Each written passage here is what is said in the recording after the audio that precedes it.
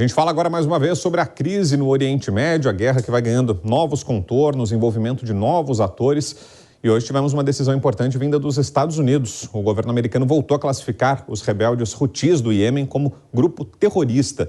E o editor internacional da Jovem Pan, Marcelo Favalli, já está aqui comigo para trazer todos os detalhes. Boa noite, Favalli. Boa noite, Brown. Boa noite a todo mundo que nos ouve, que nos assiste nas nossas múltiplas plataformas. O Oriente Médio voltou a ganhar nossa atenção por vários motivos. O Brown estava falando dos Houthis no Iêmen, mas antes de chegar lá, na Península Arábica, eu vou olhar para o Irã. Porque esse é o terceiro dia consecutivo, Brown, em que houve bombardeios partindo aqui do coração do Irã para diferentes pontos. A pergunta é, mas por que o Irã está fazendo isso? A grosso modo, nas entrelinhas, é uma demonstração de força. O Irã quer se mostrar ainda mais com uma presença grande de Estados Unidos apoiando o seu aliado de primeira hora, Israel, nessa luta contra o Hamas, que tem o Irã aí como pano de fundo. O Irã quer mostrar que também tem uma posição firme e capacidade de fogo. Então, atingiu o Iraque, a Síria e hoje o Paquistão, por diferentes motivos, mas dentro desse escopo de uma potência bélica da região. Agora, explicando, primeiro aqui, nós vamos para o Iraque, onde existem posições importantes dos Estados Unidos. Volta no tempo, guerra ao terror, George W. Bush, lá nos anos 2000, os Estados Unidos ficaram com um escopo de guerra aqui depois da invasão ao Iraque, ou seja, grandes bases americanas. Mas Erbil é um coração de um outro problema que envolve o Irã, chamado Kurdistão, que é um território que não existe. São dos curdos, que é a maior etnia sem pátria do mundo. Eles estão orientados por uma religião, por uma etnia, e eles brigam por um pedaço que envolve a Síria, o Iraque, o Irã, um pedacinho da Turquia. E Erbil é uma capital teórica de um Kurdistão que não existe. Como eles estão em rota de colisão com o Irã, foram bombardeados. Explicação número 1. Número 2, a Síria, um outro alvo de grupos de orientação sunita que, segundo o Irã, causaram problemas dentro do Irã.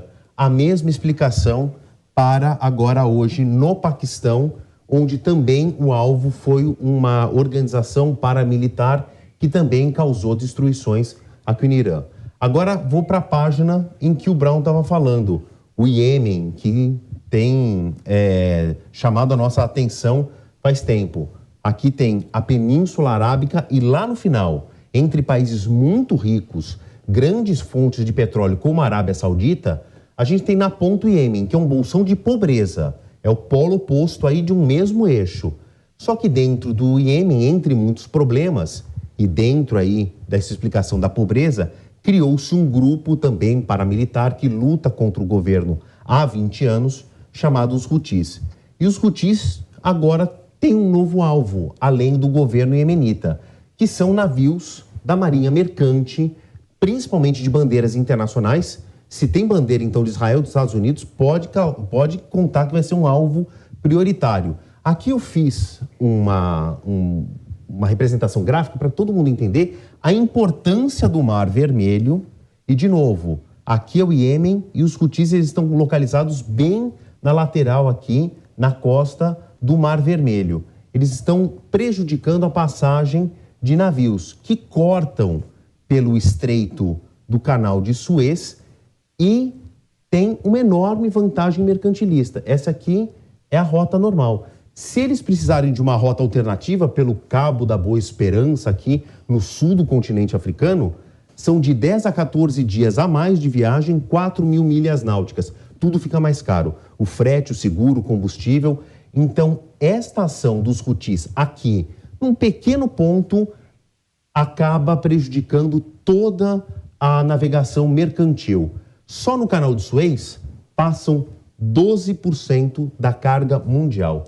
E aí, olhando aqui, fiz um zoom para que todo mundo entenda, porque aí tem um estreitinho aqui, onde os Houthis estão levando uma enorme vantagem. Teve um novo ataque nesta quarta-feira, chamado Bab el-Mandeb, que é esse estreito, onde eles conseguem atingir os navios, que passa 10% da rota de petróleo do mundo, fora, então, os 12% de carga mundial. E os Estados Unidos, por isso, recolocaram os Houthis como grupo terrorista. Estava lá atrás, tiraram, voltaram. Isso significa que os Estados Unidos podem subir o tom contra os Houthis, Brown. Pois é, um prejuízo gigantesco, né? E hoje tivemos novos ataques, né, Favale? Exatamente. Mais um navio foi alvo aí dos Houthis. Então, isso ajuda a gente a entender por que os Estados Unidos recolocam os Houthis na lista das suas organizações terroristas. Perfeito. Então, o editor de internacional da Jovem Pan, Marcelo Favale. Obrigado, Favale. Obrigado pelo espaço. Boa noite para você. Até amanhã. Até amanhã.